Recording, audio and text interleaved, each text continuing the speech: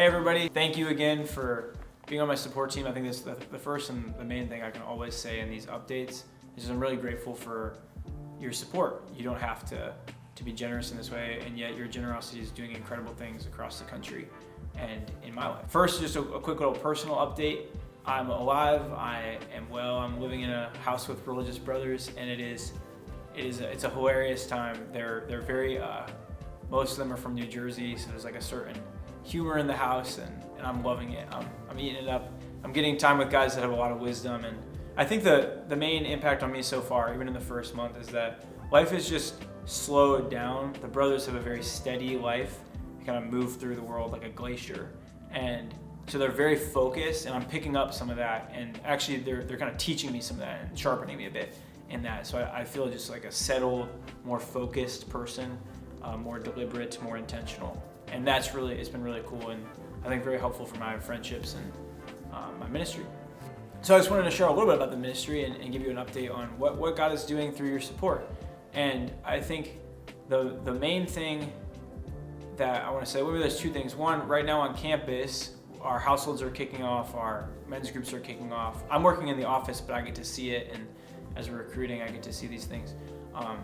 And all of these things are meant for guys and women to develop deep relationships that change their life, right? And so, but this last couple weeks, I've actually seen a couple witnesses of that, and just wanted to share some stories. So, a couple of major friends of mine have gone through major life events, and so one of my friends is living in a community, or he's living in Toledo, Ohio, and some of you who are my supporters know who this friend is, because he's a friend of yours as well.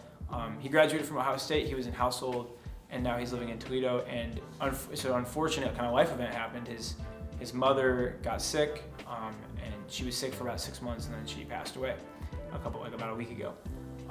And what was striking to me was, one, that he was just to honor him. He was he cared for his mom for those 6 months. He was like her primary caretaker basically, and he was incredibly generous and servant-hearted, and just did whatever needed to get done.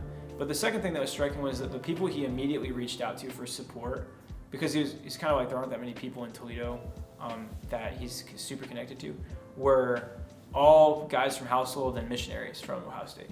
It was like 6 or 7 different guys he had known, and those are the guys he went to talk to, and those were the guys that encouraged him to keep fighting, and those are the guys that helped him process this major life event. And those kinds of relationships are the ones that I think we're trying to foster, the relationships that are going to carry us through our life, and learning how to have those kinds of life-giving relationships with God at the center.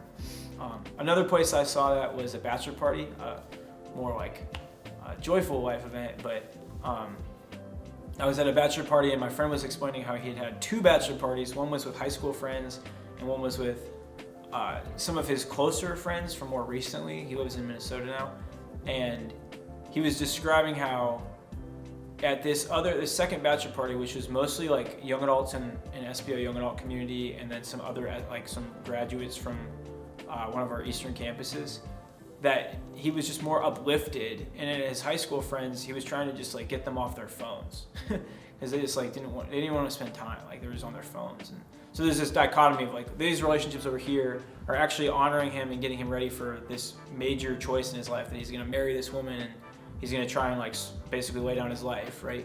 And over here, it's like you just can't get the same life from it. And so that's the impact of what you're doing, is as you're giving, these relationships are being formed that aren't just immediately changing these men's lives by, hey, they encounter God, because that's happening.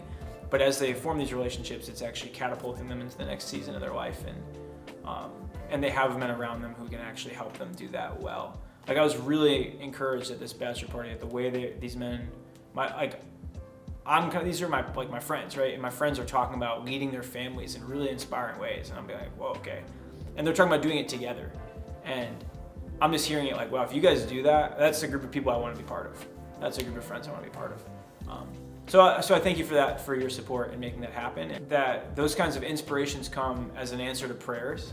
I'm very convicted about that oftentimes I'll ask these questions, and I'll just see people coming to realizations that they shouldn't have come to except for somebody was praying for them. So thank you for your prayers, thank you for your support, and God bless you. I'll be praying for you. If you have particular intentions, you know you can always send them, and I'll talk to you soon. soon.